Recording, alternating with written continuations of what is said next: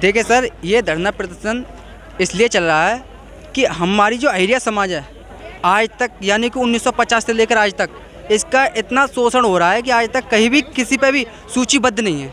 Main reason ये है कि सूचीबद्ध नहीं है। जब तक सूचीबद्ध नहीं होंगे जब तक हम इसको खाली करने वाले हैं नहीं हैं।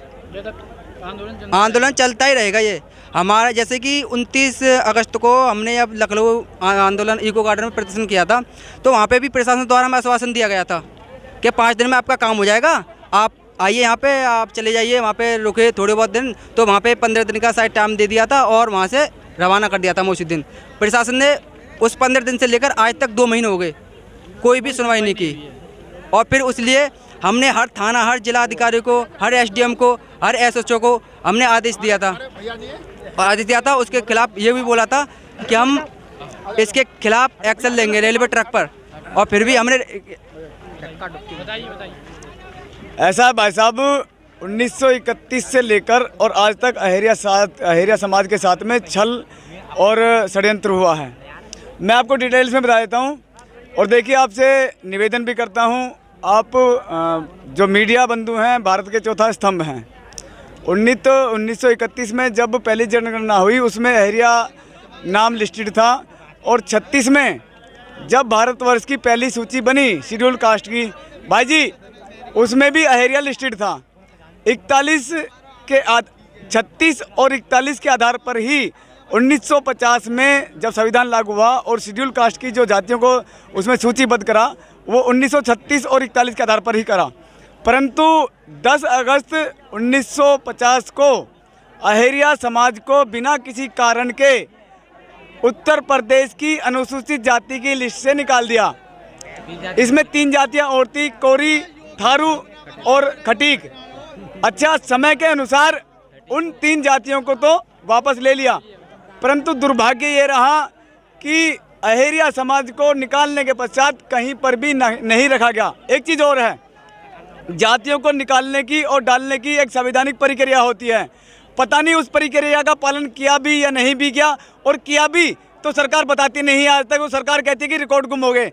भाई कमाल है, सरकार के पास तो आज तक आप कोई सबूत नहीं दे पाई। नहीं मिला ना जी, सरकार का कोई सबूत नहीं है। और देखिए, समाज की स्थिति ऐसी है कि भैया ना तो बच्चे ढंग से पढ़ पाते, ना ही आगे बढ़ पाते, और सरकारी में किसी प्रकार की सहभागिता नहीं है, ना राजनीतिक क्षेत्र में, ना आर्थिक क्षेत्र में।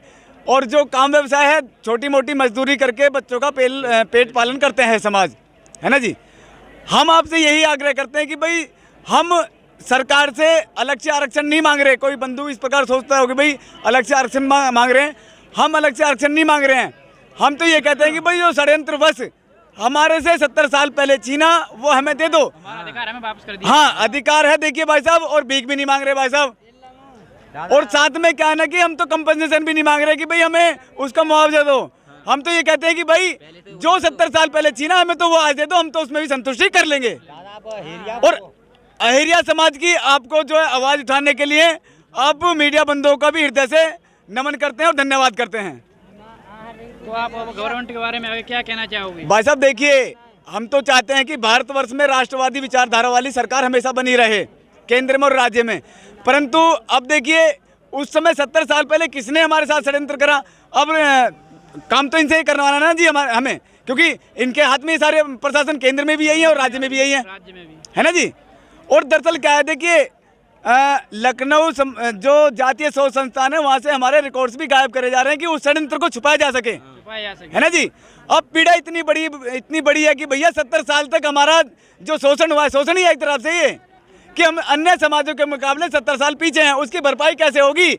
और वहाँ पर पिछले 1.5 महीने से अहिरिया समाज के लोग बैठे हैं, वहाँ पर प्रशासन योगी जी से उनको मिलने नहीं देता। योगी जी के बारे में आप क्या कहना चाहोगे? भाई साहब देखिए, योगी जी हिंदुत्व को लेकर चलते हैं और अहिरिया समाज ने हिंदुत्व की रक्षा के लिए अपना बलिदान दिया 1857 के विद्रोह में, है ना जी। परंतु हम ये चाहते हैं कि जब उस सिद्धांत को लेकर चलते तो हमारी आवाज़ क्यों नहीं पहुंच रही वहाँ तक, है ना जी। हमारी आवाज़ वहाँ तक क्यों नहीं पहुँच रही है, और यदि पहुँच रही तो हमारा समाधान क्यों नहीं हो रहा? तो पहुँच रही होगी। डीएम है, एसडीएम है, सीओ है, एसपी है, सारे अधिकारी यहाँ पे अवेलेबल हैं। ऐसा तो है नहीं कि सरकार को पता नहीं हो। देखिए, यदि पता है तो इसका मतलब सरकार का दोष साथ में है। यदि पता है तो प्रशासन के साथ में सरकार का भी दोष है, कहीं तो गड़बड़ है ना जी। और एक चीज बता दें आपको यदि सरकार ये कहती है कि भाई जो 2016 में जो RGI registrar government of India ने फाइल कैंसिल करी थी, उसमें आधार दिए थे कि भाई इनके साथ में अटैचेबिलिटी नहीं